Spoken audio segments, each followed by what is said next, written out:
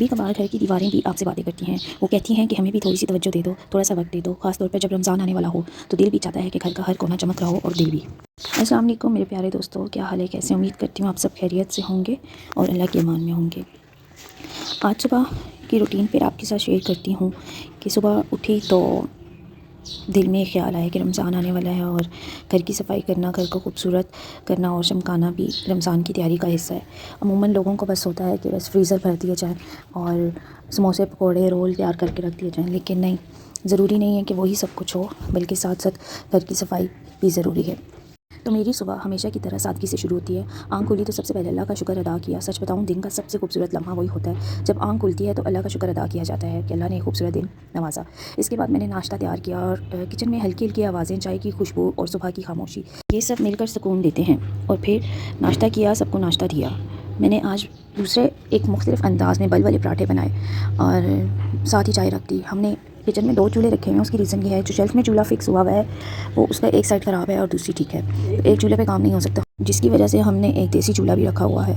इस देसी चूल्हे पे मैं चाय बनाती हूँ क्योंकि मुझसे अमूमन चाय गिरी जाती है, तो बस जो शेल्फ़ वाला चूल्हा है उस पर मैं कुकिंग और पराठा वगैरह कर लेती हूँ। बस साथ साथ चाय रखी और साथ साथ पराठा बना रही हूँ। उठ तो मैं सुबह जल्दी जाती हूँ, लेकिन सुबह सुबह उठ के मुझसे नाश्ता नहीं होता। थोड़ी देर इधर उधर घूमती फिरती रहती हूँ। कमरा भी अमूमन पहले ही ठीक कर लेती हूँ नाश्ते से पहले, तो बिल्कुल देर ना हो तो मैं नाश्ते से पहले सारी सफाइयाँ भी कर लेती हूँ, उसके बाद मैं नाश्ता करती हूँ।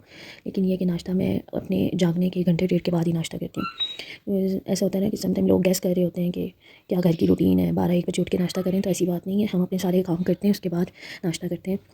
तो हर इंसान का अपना एक सिस्टम होता है, उसके अकॉर्डिंग वो चलता है। इस पर मैंने अच्छे से नाश्ता किया। मैं नाश्ता ही अच्छा करती हूँ।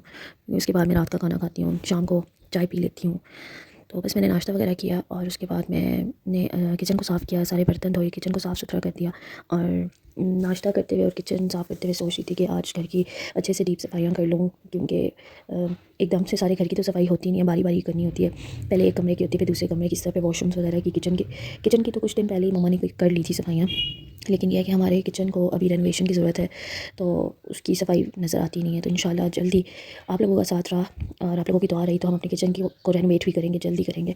तो बस फिर उसके बाद मैंने अपने कमरे की सफाई का सोचा था कि मैं आज अपने कमरे की डीप सफाइयाँ करूँगी, क्योंकि रमज़ान आ रहा है और रमज़ान में फिर रोज़े रख के जो है सफाई करना बहुत मुश्किल हो जाता है। तो है तो बरकत वाला महीना है और अल्लाह ताला सबको ये बरकत वाला महीना नसीब करे और खुशियों के साथ लाए इस महीने का। तो बस जी, फिर उसके बाद मैंने अपने कमरे की सफाई शुरू कर दी। सबसे पहले तो मैंने मैट्रेस बेड का उठाया और उसको बाहर रख कर आई, उसको भी चलो धूप लगी इसी बहाने। और फिर उसके बाद बेड को किया। हमारा बेड बहुत भारी है, कारपेट बेड है, उसको हिलाना जुलाना बहुत मुश्किल है। सेपरेट साइड टेबल की है और ये बेसिकली जो बेड है ये मेरी मम्मा की शादी का बेड है, तो बहुत ही भारी बेड है, सॉलिड बिल्कुल वुड का बना हुआ है जी। फिर उसके बाद मैंने सफाइयाँ शुरू कर दी, क्योंकि कमरे में लगी हुई हैं वॉल पैनल्स। आप लोग कहते होंगे कि दीवार को करिए, तो ये वॉल पैनल्स लगे हुए हैं, इनके दरमियान में बारीक बारीक लाइंस हैं जिनमें डस्ट बैठ जाती है। तो मेरी कोशिश होती है 2-3 महीने बाद इस तरह से इनकी अच्छे से सफाई करूँ। तो बस मैंने बाल्टी में पानी डाला, थोड़ा सा डिश वॉशर जो होता है मैक्स का वो डाला और थोड़ा सा साथ सर्फ डाला, उससे ज़रा खुशबू भी आ जाती है और अच्छी क्लीनिंग हो जाती है। तो बस ये है बेसिकली जालो वाला डंडा। इसके आगे ब्रश इतना अच्छा लगा हुआ है, देसी से बनाया हुआ, जो गाड़ी टाइप का, तो इससे सफाई बहुत अच्छी हो रही है। जो मैं आपको बता रही हूँ ना कि बारीक लाइंस है पैनल के अंदर, तो वो अच्छे से साफ़ हो जाती हैं।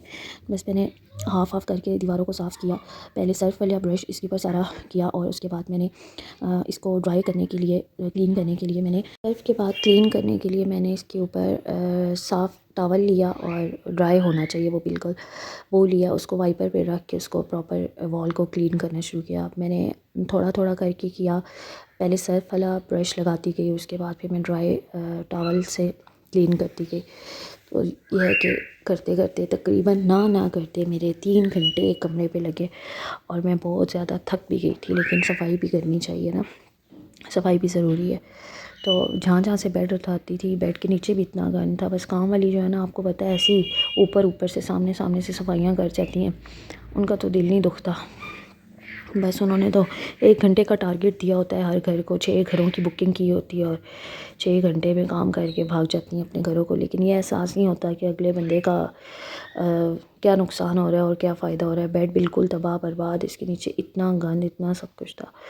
तो बस मम्मा भी मेरे साथ लगी हुई थी, लेकिन मम्मा से इतने भारी काम नहीं होते, तो कोशिश ये होती है कि बस मम्मा किचन का कर लें, कुकिंग वगैरह कर लें और उस दिन जो है हम सफाइयाँ कर लें। और मेरी बहनों की शादियाँ हो चुकी हैं, आप में से मेरी किन किन बहनों ने अपने रमज़ान की तैयारी में डीप क्लीनिंग कर ली है, और जिसने कर लिया मुझे कमेंट बॉक्स में बताएं। और आपको सबसे मुश्किल काम कौन सा लगता है वो भी आपने मुझे बताना है।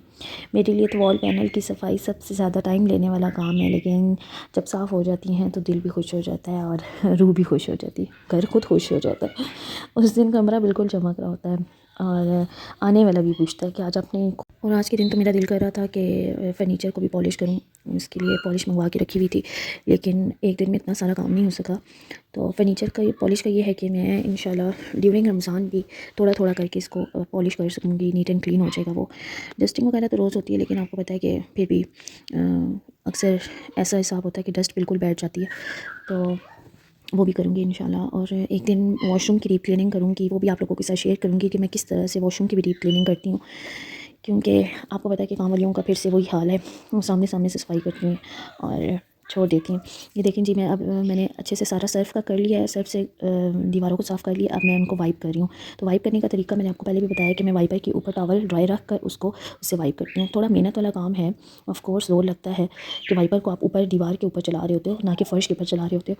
लेकिन ये कि यहाँ पे मैंने टाइम देखा तो 2 हो चुके थे, 1 घंटा रह गया था, मेरे ट्यूशन के बच्चों ने भी आना था। बस मैंने जल्दी जल्दी हाथ चलाने शुरू किए, क्योंकि बच्चों के फाइनल एग्जाम्स होने हैं, उनको इग्नोर नहीं कर सकते, सारे साल की मेहनत होती है। अब सब बहनों ने भी मेरे साथ अपनी डेली वर्क की रूटीन को शेयर करना है, आप लोग किस तरह से काम करते हैं, और यहाँ पे अगर मुझसे कोई गलती हो रही है तो आप लोगों ने लाजमी मुझे भी कहना है कि इस तरह से करें, इस तरह से करें। आखिर में बस मैं यही कहना चाहूँगी, घर की सफाई सिर्फ जिम्मेदारी नहीं होती बल्कि एक इबादत होती है। जब नियत अच्छी हो, दिल में शुक्र हो, तो हर काम आसान हो जाता है। रमज़ान आने वाला है, अल्लाह करे ये महीना सबके लिए रहमत बरकत वाला हो। अपने घर को भी साफ़ रखें, अपने दिलों को भी साफ़ रखें। फिर मेरा कमरा हो गया है साफ़ सुथरा, और बस डस्टिंग रह गई है। बच्चे आके हैं, बच्चों को इग्नोर नहीं कर सकती, जैसे कि मैंने पहले भी बोला, बच्चों को मैं पढ़ाने जा रही हूँ, डस्टिंग करूँगी बाद में। अगर आपको मेरी आज की रूटीन अच्छी लगी और वीडियो अच्छी लगी हो तो लाइक करना, शेयर करना और चैनल को सब्सक्राइब करना ना भूलें। मिलते हैं नेक्स्ट ब्लॉग में, तब तक के लिए अल्लाह हाफ़िज़। अपना भी ख्याल रखें, अपने घर वालों को भी ख्याल रखें। अल्लाह हाफ़िज़।